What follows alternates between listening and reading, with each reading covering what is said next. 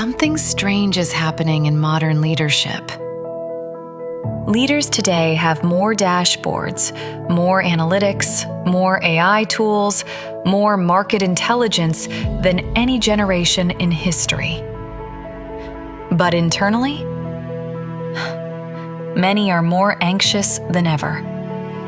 They are performing confidence while silently carrying fear. They are leading teams while privately questioning their own direction.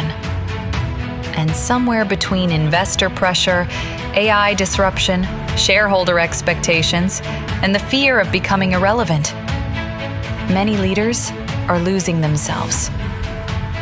Welcome back to Beyond the Battlefield, the podcast where we explore modern leadership through the timeless wisdom of the Bhagavad Gita. Today's conversation is deeply important for anyone navigating leadership in the AI age. Because for the first time in history, machines can generate strategy, predict behavior, write content, analyze markets, and even simulate emotion. But one question still remains. Can AI replace inner clarity?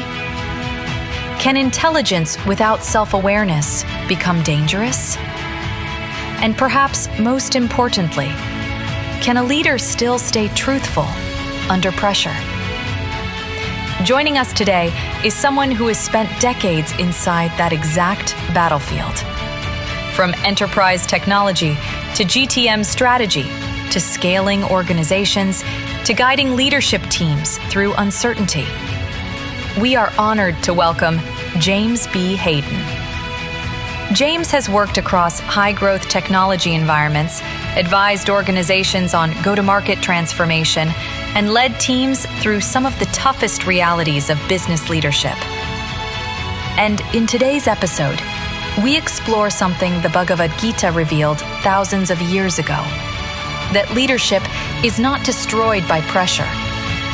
It is destroyed when fear disconnects us from our deeper alignment.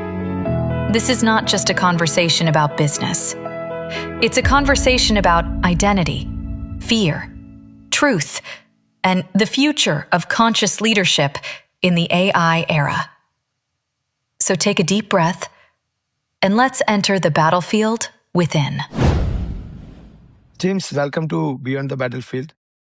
It's great to be here. And really thankful joining us today. So James, as we discussed earlier, in Beyond the Battlefield, we discuss modern leadership from the lens of the Bhagavad Gita, which is an 5,000 years old scripture spoken on the battlefield, where the warrior decided not to fight, even he was skillful. Today, I want to explore the possibilities of today's or future leadership.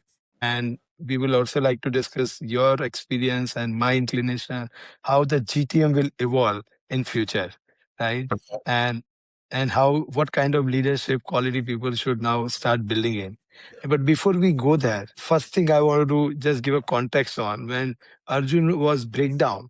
And that breakdown doesn't happen because he lacks capability. It happened because pressure collide with his identity, his emotions, responsibility. In modern leadership as well, especially inside high growth companies, do you see leaders going through similar inner conflict where externally they look decisive, but internally they are carrying fear, uncertainty, even sometimes exhaustion? Happens all the time. I mean, it happens frequently. I've seen it in many organizations where, especially what the leaders, the C-level teams are conveying isn't necessarily what's going on in the rest of the organization. I've been involved in organizations that, for example, the C-level team has decided to sell the company. The rest of the organization, as people are being told, your jobs are safe. Don't worry about what happens. But, the board and the executives are painting a picture of not what is reality in the organization. It's very important for everybody to be aligned in organizations. And one early experience I had with somebody I just had a brief exposure to, but I consider a mentor, was Lou Platt. He was the CEO of Hewlett Packard at one time and went on to Kendall Jackson and Boeing. And his advice in leadership was and this is the difficulty, especially with so many venture-driven companies, is that there's an expectation that every quarter is going to be bigger, bigger, bigger, bigger, bigger. And the reality, or speaking the truth with what's going on in an organization, is really important, not only to the executives and the board, but the rest of the company, to get everybody on the same page. So what Lou told me when I first was going into my battlefield, if you will, leading teams, we were involved in a huge project with Hewlett Packard, and I was introduced to him, and he knew it was one of my first leadership positions. What he said to me was, he said, leadership of an organization is a lot like being the pilot of one of these big boats, super tankers, right? And what happens is, inexperienced leaders, what they do is they want the ship to go over here, so they turn the wheel, and it's so big and it's so massive, you have to turn the wheel and wait for the rest of the ship to come around. So in leadership, giving clear direction and then being patient, or waiting for it to turn, is important. What I see in so many inexperienced leaders that don't have the scar tissue I do and others do is they'll turn the wheel and the ship's not responding. So they turn the wheel back, and it goes back and forth, and the ship's going everywhere but where you intended it to do. So I found that to be a very, very important, and it became part of my Dharma, if you will, in terms of the way I approach teams and approach my mission, what I need to accomplish. So one thing you said, when that you gave an example, when there is an acquisition and people have uncertainty in their mind, what will happen, what new management will do, and most of the time, even I have seen that it's not about uncertainty about the company, because company was performing very well and that's why someone has acquired it. It's about their own identity, their own role. They were not clear that the role what they play are temporary, they are not permanent. And when the acquisition happens or changes happen or uncertainty happens, most of the time we are attached to our role. Maybe I'm a CEO or I'm a manager or whomsoever I am. And the uncertainty which comes up is that, will I be more relevant after this? Will my If Yeah. my role changes, what will be my relevance in this company? And one of the other learning which happens in Bhagavad Gita, and we discuss a lot, that Krishna repeatedly bring Arjuna back to clarity of role and action without emotional paralysis. Role is as of now in the battlefield, his role was warrior. But let's say when we are back home, our role is different. And every role carries some inner alignment, inner energy, inner power, inner wisdom, inner awareness that has to exist everywhere. But one thing which I have seen, and you have seen much more about this, that in this world of leadership where target, investor expectation, and growth pressure, they're constant. So how does leader avoid becoming psychologically attached to those outcomes, those roles, while still driving aggressive execution? Being tied to shareholder expectations, and that, while still being consistent or being part of their mission or Dharma, right? Yeah, it's very difficult. And there's a term that's come in later sciences called homeostasis. Homeostasis means we're always seeking equilibrium, but we never can maintain that and getting back to our center, if you will. So it's it's the battle we always face, being the person you want to be in your family, being the person you want to be with your friends and family, and then expectations are in your company are very, very different. And I don't believe we're ever balanced, but we're in that point of seeking balance. And as somebody who has high expectations in career and otherwise, it's the challenge is to get swept into, we haven't made our number, or I'm going to exaggerate what's in the pipeline to please somebody. And my experience, for better or for worse, is if you're not speaking your truth, regardless of how difficult it is, it will come back to you. There's I'm a big believer myself in karma as well, and it will, that comes back. So finding that warrior, that battlefield that we're always in, is important, but it's important to learn what the battle is, because that's always changing. And sometimes, I mean, what I know about the Bhagavad Gita is sometimes the ultimate battle is to choose not to battle. And what I've learned also is your inner voice, listening to that, and regardless of that potentially pleasing somebody, I believe we live in fear more than the reality of what happens. So I've been faced with situations where I've had to go to a board and I've had to go to C-level teams and tell them, just, we're not going to make it, or this product's failing. And I'd wake up at 2 a.m. in a cold sweat and worried like they're going to fire me because we haven't done this. And the reality, in every one of those situations I've faced, and I went through deep fear. I was worried we're going to be homeless with my 2 daughters and wife and that kind of thing. Well, it didn't happen. And that, but really facing that fear and being brave enough to tell your truth is so important. And it's one of the things you mentioned early in this discussion. Is it's a real challenge for people to do that, because we want to please people. We want people to love us. I mean, and by love, I mean get praise and accolades for what we're doing and advance and make more money and do all of those things. And so it comes in that battle between being, or our perception of being loved and revered, versus really telling the truth and really finding your voice. And mine changed a few times is so important, and speaking from that. And when you said Dharma, Gita, Krishna explained that better to live in your own Dharma, even though it is imperfect, rather Yes. than living in someone else's Dharma, which looks more perfect. And that's where that inner alignment and disalignment comes up. So in India, when I learned in my childhood about Dharma, it is more about religion. And we have been told that stick to your religion, don't move to this religion. You said that it's going to come back. And I recently created an episode on this, which talks about that. Where is the destiny? And Krishna says that destiny is in age, not in cloud. So your destiny is in your mind, and it will respond, it will behave the way you respond.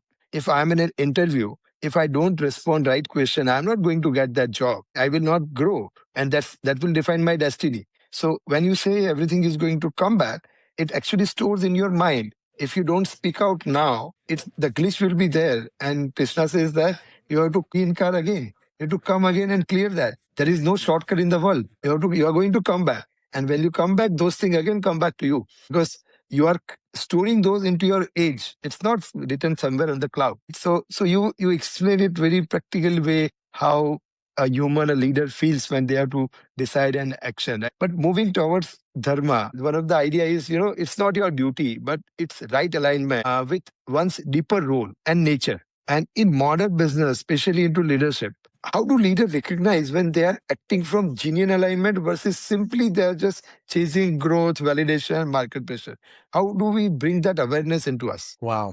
I believe it can be confusing for a lot of leaders, because once you begin to get power, you have hundreds or thousands of people working in your organization, and you get to the point where you have yachts and private airplanes, and that a lot of executives I see, or a lot of very successful founders, their perspective changes, and I believe they get off balance in terms of what their voice is, right? And that's when an organization loses that magic. Or I think organizations can have their own Dharma, if I understand it correctly.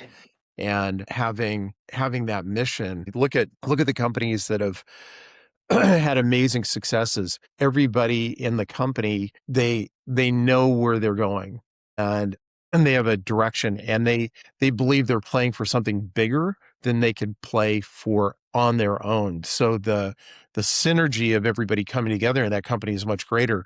For example, I worked at Microsoft at one point briefly, and one of the things I thought was very cool about the company is they'd instilled a culture at that time where there was a belief that they were changing the way the world communicates. And they were. And it translated into, back then, it was a PC on every desktop. So how amazing is that, where you're part of a team, and how special that is, that you're changing the way the world communicates.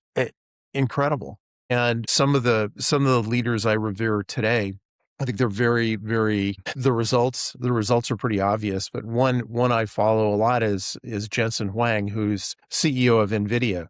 And he believes, and his philosophy, it really resonated with me, because I've seen that in my own life, where he wants employees to face challenges and not always have a solution, and operate in that area you were talking about earlier. It's a gray area. I mean, the greatest growth I've seen in my career is where it looks like I'm operating in a fog, if you will, and there's not an answer. And I have data here and I have data here, and I have a lot of experience, but I don't know, this data and this data don't solve that. So how do I bring in that new solution? Finding those solutions is really energizing and amazing when you can do that. And I believe that's where the growth comes, is when we don't know, when we're challenged, when we're sitting in that fear, if you will. And sometimes it takes just stepping back, being quiet, meditating, praying, however you choose to listen to the universe, if you will, to get the answers. And it's not always having an immediate answer. My father was an engineer in the space program, and he lived to be 101. And one of his secrets, he said, is he was able to take a problem he had, any problem, he'd think about it and process it. But at the end of the day, or when he sat down to have a meal, he would never take that with him. And he trusted himself and he trusted his mind enough. And this was after a lot of experience too, that a solution would come, or someday he would figure it out. So he never carried that stress or that emotion of a problem with him. It's just, he trusted his mind to be able to come up with a solution. And that stuck with me, where I've had challenges in the battlefield, and I've talked to a lot of younger entrepreneurs and founders, is we all have that fear that, oh my gosh, if I don't put this together and I don't do this, what about, I heard about this person that lost everything because they took this chance. That's where the growth exists. The growth exists in fear, and then channeling it the right way, and staying true to your mission or your Dharma is important. And then, revising that. The biggest growth opportunities I've had and the biggest successes I've had have been when I felt there was no solution. I was able to turn the fear into productivity. The way I process when I have something I'm afraid of is my mind goes into the survival mode rather than creative mode. And it's important to be able to channel that, recognize that, and then flip it around. In Bhagavad Gita, fear is something which is being explained in a way, not fear is explained, but situations are explained in a way that you will never had a fear in life. I'll give one of the verse which was explained, and I made a single episode out of that verse and given a title, Never Not There. Gita explained that the ultimate fear is you are going to die. You talked about family, we talked about job, we talked about, but ultimately the end game of the fear is, because I'll not have job, or I'll not have money, I'll not have family, how I will survive and I will die, right? Sure. Every fear ends with the death. So the way it is explained is, and I gave a title, Never Not There. And the reason I gave title is, if you make it, if you simplify that line, in a literal English, it called I was always there. But Krishna in Gita explained in a way that never not there. Never not there means that he's explaining Arjuna that you don't worry, you are going to die, or your family is going to die. You were always there. Before me, you were there. After me, you will always be there. There is, in the timeline, there is no microsecond where you and me were not existed. Every time we will be there. Right? So in that way, it has been explained that even though you will die, there is another birth which is already coming in. So in a whole timeline, every one of us existed in a different role, in a different way. So you do not have to worry about anything. So that's how, multiple ways it has been explained. And this chapter 2 and chapter 3, if you fully, just literally read also, you will understand that there is nothing to worry about in life. Just your inner self, activate that and you will grow. Other thing you talked about that when you are into fear, when you are into uncertainty, when you are into emotion, your growth pattern goes down, your intelligence goes down. Because as Absolutely. soon as your EQ goes down, it is directly proportional to intelligence. And I give everyone an example. I don't know if we have talked it before or not. If you're in a high-rise building, if you are in a hurry, you will press the elevator button 10 times. You are an engineer, you know that elevator is going to come in 1 second, one place. Exactly. Right? But still we do because our IQ is gone. Now, this is simple. It's not a panic situation. It's just you are late, right? But think about a situation where there is a high stake and then leaders start behaving in a different way. And the next thing which I wanted to ask you is that in Beyond the Battlefield as well, we often discuss how team eventually mirror the emotional state of leader. And so in your experience, how much does that internal condition of a leader or a founder eventually shape the culture, energy, and truthfulness of the complete organization itself? It has a massive impact. I mentioned, what Bill Gates and Steve Ballmer said to Microsoft to set the tone. And Microsoft has reshaped itself again after they left. But that was important. And they also knew at that stage of the company that Bill is an avid reader of biographies. He knew that they'd hit the stage where they'd plateaued in terms of founders. So they brought in John Shirley as the president of the company to set the processes in place so they'd have scalable, repeatable processes for Microsoft, and kind of the rest is history. And then, recently Satya has really had a hand in turning Microsoft around. But some personal examples I've had as far as setting the tone for the team, and it's important. A leader sets the tone,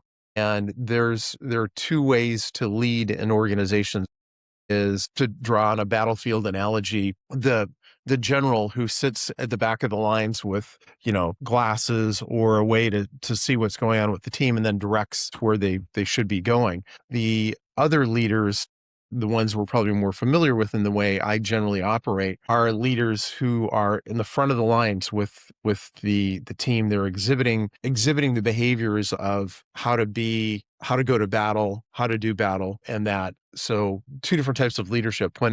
When there was one company, there was a travel technology company I was involved in, and I was brought in by the two founders who wanted to recapitalize the company or sell the company. And they'd been kicking the company around for 10 years. They asked me to take over the poorest performing division in the company. I went around, I met with all the individuals on the team. There were about 32 salespeople in that particular division. And the direction they'd been given, and this is the division that was number 4 out of 4 for 5 years in a row. They said pulling down the results of the company so they could do what they needed to do, get the company capitalized again. So I went around and met with each one of them, and they'd been told their mission was to go to these client companies and build trust and relationships and consult with them. And our job was to drive revenue. So we finally had a meeting of the entire team.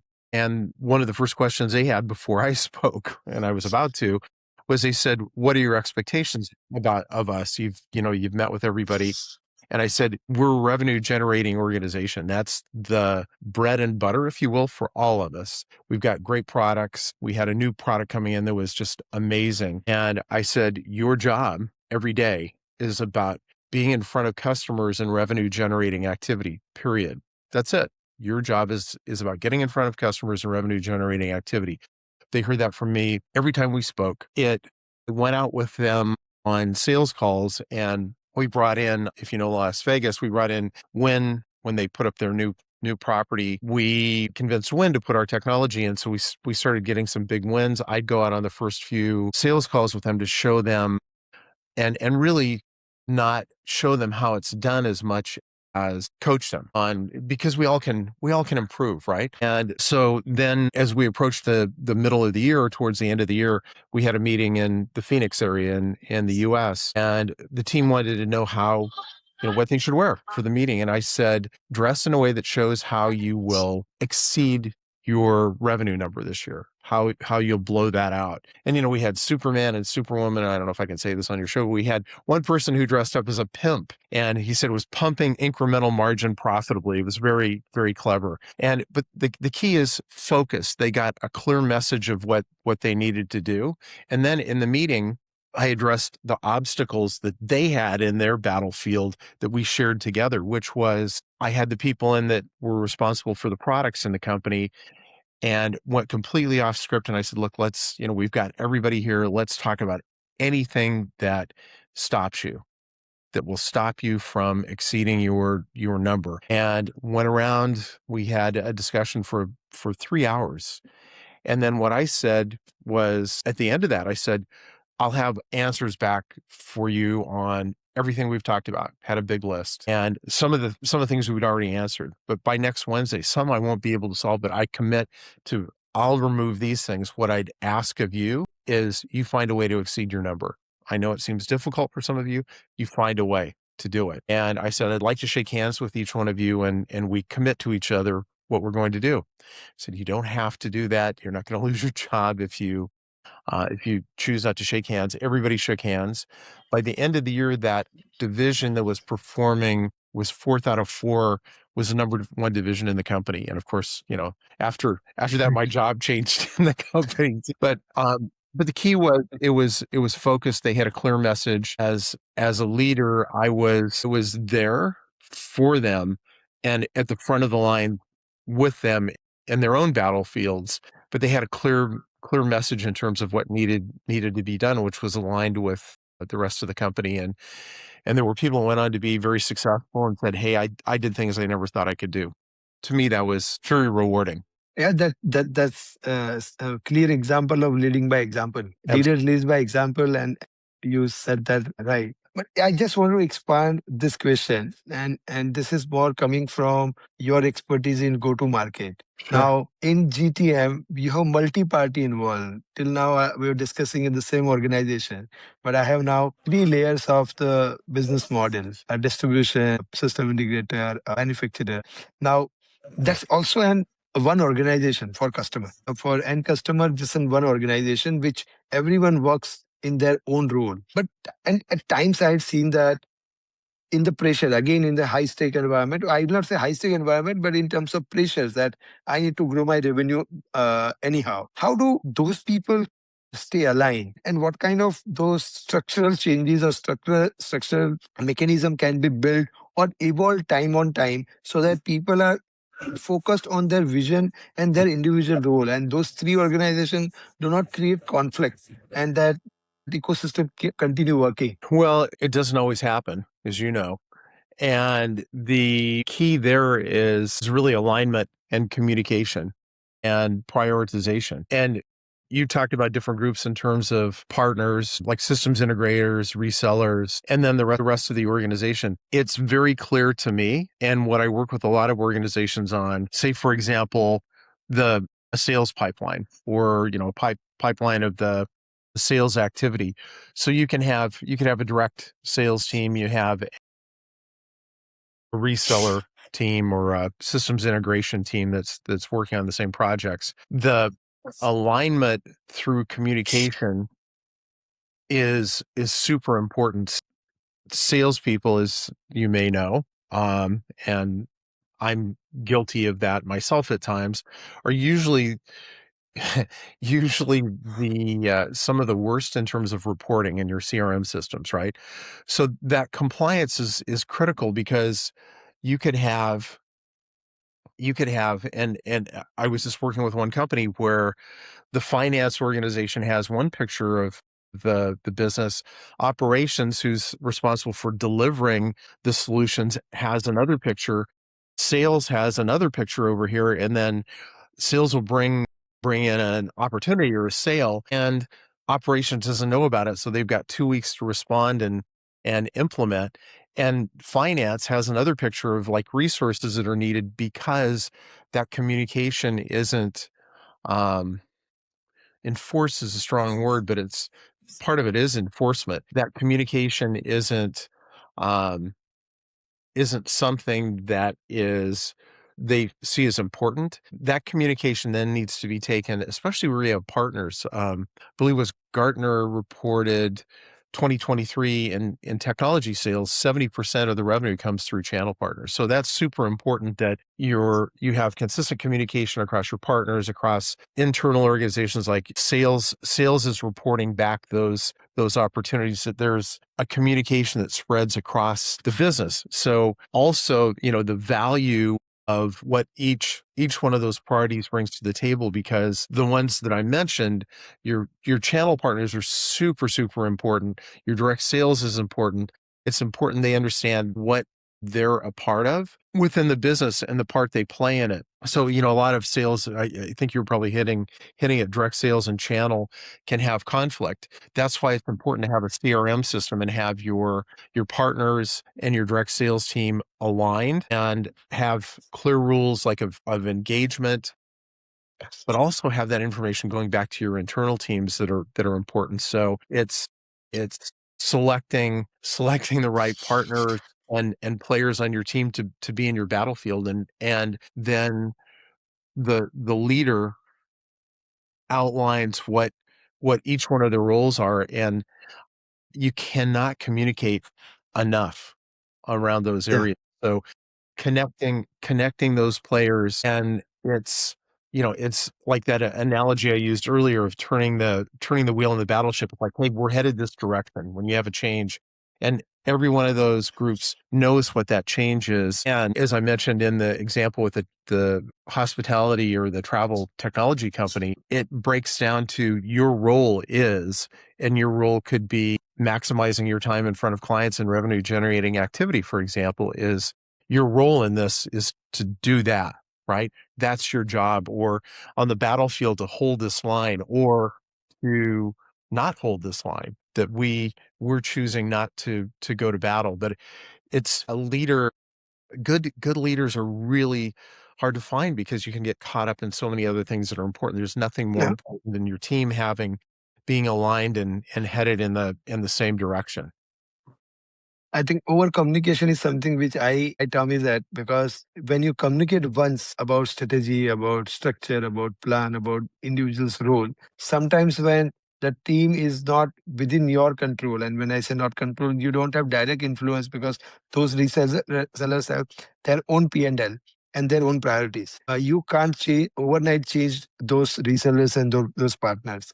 They are there with you for years, right? But over communication is something which keep on doing, which I also understood from you, that communicating on a right channel, which is going to help. And moving, taking it to forward, and when we're talking then beyond the battlefield about modern leadership, and one thing which came in my mind when I started to join this studio today, in last 2 decades, GTM was largely about scale, bigger funnel, more leads, more outreach. And we have seen a lot of internal workflow automation within the company, so that, like you said, that structure, SAP, CRM, those kind of things has been there. So you have transparency over there. But with AI coming in, it is changing the equation together. Now, Yes. suddenly one person with the right intelligence stack can outperform entire team. So we are entering into completely different era of GTM. Is AI is going to change the game, the way we are working? How is going to evolve? Let me get on my crystal ball. We're operating in an area where there are things we don't know. If you look at our history as humans, and I was involved, I was head of a web practice for one company when the internet was coming in and, really gaining traction and that. And there were people that believed at that time that it was a fad and would go away. And there are people saying that about AI today. There are organizations that they want to scale their technology, but they don't want their employees using AI.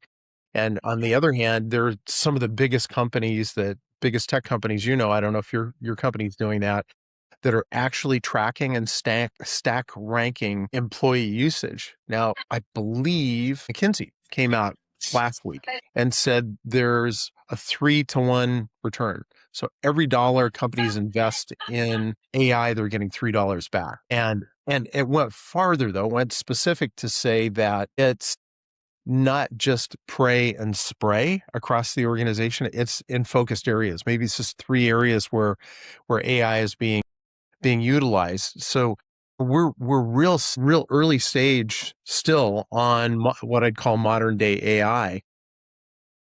And it's evolving. Will it replace sales teams? No. I'll tell you that with certainty now. It will not replace sales teams. What it does though, and what I would have loved to have this early in my career, because I can find anybody and I can create a bespoke message to you that it's like, well, how does James know me? Or how did he find out that information? It's great because I can see who's going to my website, specifically what they're looking at. I can tailor a message back to them, qualify them quickly in or out of the pipeline, and really define what a potential solution is. It gives us a great deal more data, and it can do some of the initial upfront qualification.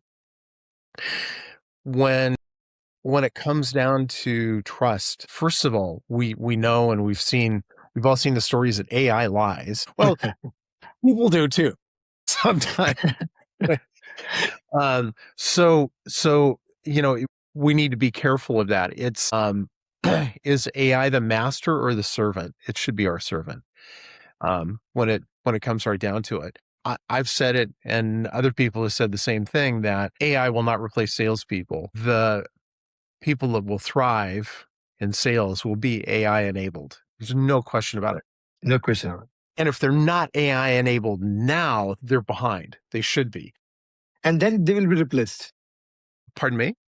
So then those people will be replaced with the person who is thriving with AI. Absolutely, they could be. But I believe that's part of growing, and it's part of the tools you need to take to the battlefield, is being open to what's ahead of you and embracing that. And people adopt new solutions, new technologies at different paces. There's early adopters and innovators, people in the mass market and laggards. You have to know who you are. If you're choosing excellence and you're choosing really to lead the battlefield, then experiment with some of the technologies. Figure out, is there a way I can do my job more effectively? That is a tool to take to your own battlefield, is that improvement, and not staying stuck in your way. Maybe there's a better way to do things. And that's not only across technology, but how do you do business? Your processes, because business change. I deal with a lot of organizations where they have a conflict between younger people and older people, and they feel everybody's different.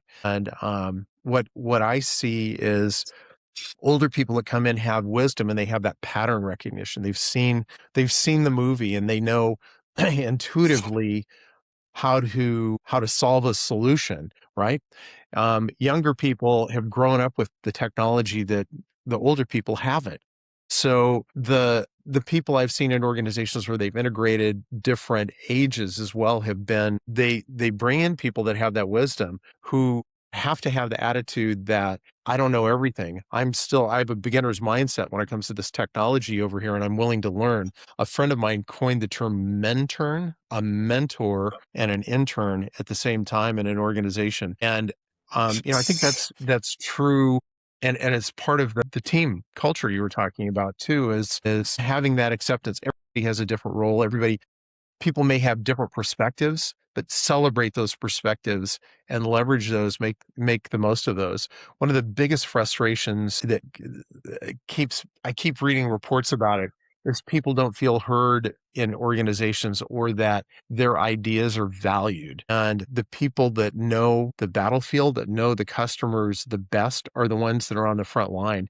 So it's incumbent on organizations and leaders to tap into people's strengths. And maybe that leader's not the strongest one on the battlefield, but they know where to put the strongest players. Super important. Yeah, correct. And when you said about AI can lie, one of the things which I learned, and I it is in chapter 3 of Bhagavad Gita, how human composition is being done: physical body, causal body, subtle body, and soul. So how this thing has been done, and AI is exactly built on that. So physical body is your all data centers and all, but causal body, which is your emotion and desire, subtle body is your intellect, your intelligence, right? Now that intelligence is built on AI. consciousness is not there. What they are not able to replicate is your emotion. So they are simulating the emotion. So when you ask AI something, it will give you three options and you will distract from where you started and where you ended. So that's the learning model they are using from the human composition only. But you are right, AI can lie because there can be an AI bias. Who is writing the code, who has created it, can create an AI bias. Right? Absolutely. And that's Human, right? very human. It's interesting. Sam Friedman, Chat GPT, he said that one of the biggest uses of Chat GPT for people in their 20s and 30s is therapy. What's going on in their mind.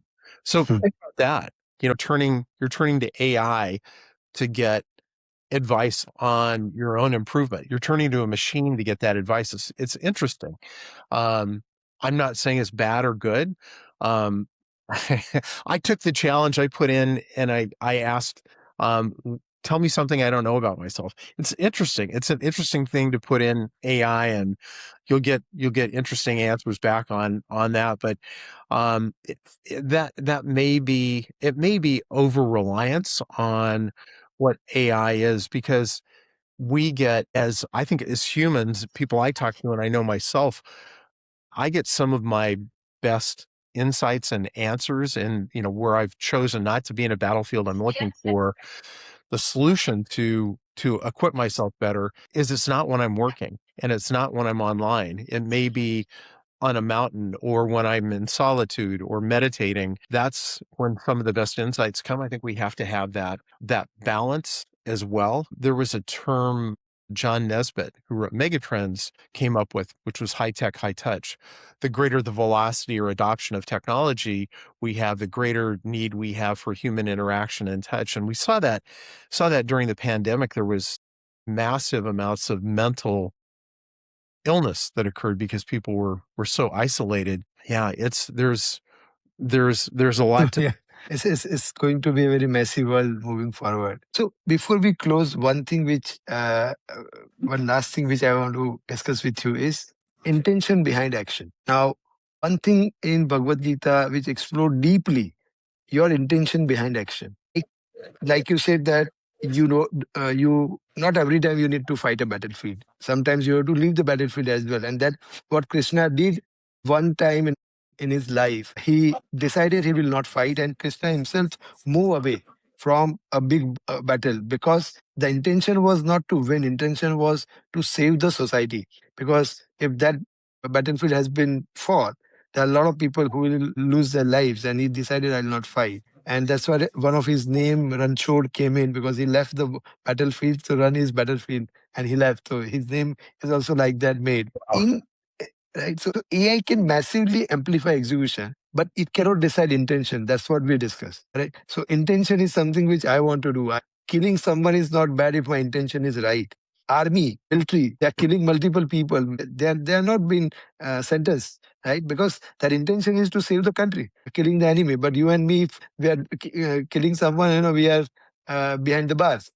So in this AI era, what do you think will separate a responsible leaders versus the leader who is kind of dangerous, the way you explained, someone who is following only AI, but someone is very responsible. So what one thing will separate both of them, and how do we identify that and bring in ourselves? How do we separate leaders and understanding?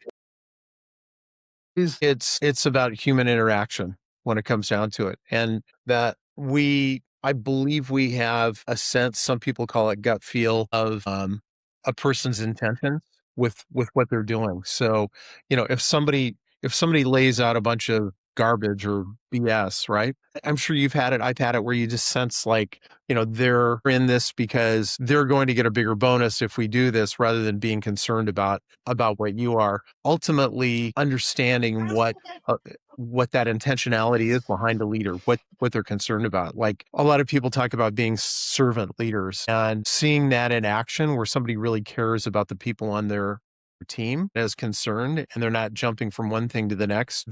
That communication is something that we all need to listen for, not just listen with our ears, but with our whole body.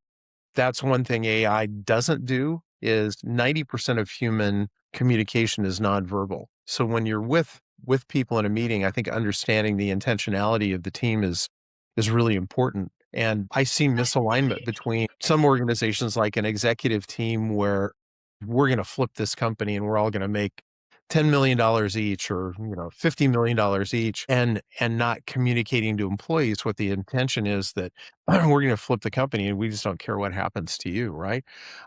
It starts showing up in behaviors of executives, ultimately, especially with the way companies change today, where you may come into the hottest company making a huge difference today, and six years from now, it's outdated and gone. So it's a balance between watching out for yourself and your own interests and what's going down the road, what's happening down the road.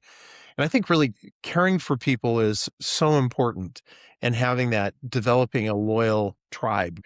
We're still tribal, and there are tribes of people we work with. I've been in situations where, things changed within companies, and I had to let people go. And what happened was, I've kept in touch with people. I gave them, as soft a landing as I could, worked with them on getting a job. And it wasn't because of their performance. It's just things had changed in the company. We had a layoff. Things were going downhill. That's never easy for someone. If you see signs in certain companies of intentionality, like one organization I was with during the .com.bomb bubble, there was a COO who told me he had to lay off, it was over 100 people. He said he got it down to the point where he could do it in less than 2 minutes per person. That those actions are where you see that. And the tech layoffs that are occurring in a lot of companies, because they overhired. You see that, and I'm not saying we can't seek stability, because that's an illusion, in my opinion. But align yourself with people that are good people, that have the right intentions, and you can see that pretty quickly in an organization. I left one organization within 3 months because I was completely misaligned with the CEO's values and the way he ran the company, and it wasn't completely honest. So I think it's important. It's a difficult thing, though, when you're supporting a family and doing the other things, to go, well, I don't believe in what they're doing. I'm just gonna leave. And you tell your family that, now I'm going to find another job. But be sensible about doing it. But intentionality is so important. Finding the right team and the right leader is everything. It's the reason I'm still doing advisory work, because I built trust with people. And I think you very well explained what we have discussed this part multiple times in Bhagavad Gita. It keeps on coming, and we discuss about subtle intellect. You very well explained that gut feeling, body language. AI can't do that, right? Reasoning power a leader will have that AI can't do that. One of the example we picked up, that Google Maps. If I open a Google Maps, it will give me 2 or 3 options to reach my office, right? If I'm not aware, I don't have subtle intellect, I'll select the shortest one and I'll go. And I did that one day. And what happened is that my car did not move after 3 kilometers, because the lane was too narrow. Right? Now, that's what AI did. And you explain that, the body language, gut feeling, reasoning power. Why am I doing this? That AI will not do. And that's where the leader differentiate, and you explain in an excellent way with practical example. And that's what we are looking at, that this scripture was spoken 5,000 years back, and it has many more metaphor about body, about sense, a lot of metaphors, and they were the topmost the metaphor at that time. But today, in a modern day, things are changing. We can't easily relate, and that's what we are trying to do with Beyond the Battlefield, that those ancient wisdom is still powerful, but how do we articulate into modern day, so that we take it forward and people understand that in next decade, how do they live their life using the same wisdom. So James, thanks a lot. Thank you very much. I was really overwhelmed and understood a lot of things from you, which I'm sure a lot of listeners also will understand that how important to be aware and be focused into your role. One point you said, that step back, not necessary to fight every battle. It's not. Yeah. And what you're providing, and I would encourage people to subscribe to Beyond the Battlefield, it's the biggest part of the battle is your mindset. and preparing for that. And what your study, what the Bhagavad Gita or other studies can do before you come to the battlefield is knowing yourself better and knowing what you bring to the battle, what your strengths and weaknesses are, and knowing when to go to battle and not go to battle, like we've talked about. What you provide is a great service. Thank you. I was honored to be here. Thanks a lot. And beyond the battlefield is not moving out of the battlefield. We say that battlefield was never outside, it always inside. That's the tagline we keep on saying, that battlefield is always inside. And that's what we say beyond the battlefield. It's not moving away from the battlefield. Look into battlefield inside you. That's the biggest part. Yeah. Thanks, James. Thank you very much. Thank you very much. Cheers. What a profound conversation. Today, James reminded us of something many modern leaders quietly forget. Leadership is not the absence of fear. It is the courage to remain truthful, even while fear is present. In a world racing toward automation, AI acceleration, and endless pressure for growth, perhaps the real differentiator will not be intelligence alone, but inner clarity. Because AI can process data, it can generate answers, it can optimize execution, but it still cannot replace human awareness, human intention, human conscience, or the quiet wisdom that arises in silence. And maybe that is why the Bhagavad Gita still matters so deeply today. Not because it teaches us how to escape the battlefield, but because it teaches us how to stand within it, without losing ourselves. James shared something beautiful today, that sometimes the greatest leadership move is not fighting harder, but stepping back long enough to hear your own inner voice again. And in the coming AI era, that ability may become one of the rarest forms of leadership. So, wherever you are today, if you are carrying pressure, uncertainty, fear about the future, or questioning your role in this rapidly changing world, remember this: the battlefield was never outside. It was always inside. James, thank you once again for joining us on Beyond the Battlefield and for bringing such honesty, wisdom, and depth into this conversation. And to all our listeners across the world, thank you for being part of this journey. If this episode resonated with you, share it with someone navigating their own battlefield. Follow Beyond the Battlefield on your favorite podcast platform and write to us at beyondthebattlefield@outlook.in. We truly love hearing your reflections and experiences. And don't forget to explore our Beyond the Battlefield GPT companion link in the description, where ancient wisdom meets modern leadership. Until next time, stay aware, stay aligned, and keep looking beyond the battlefield.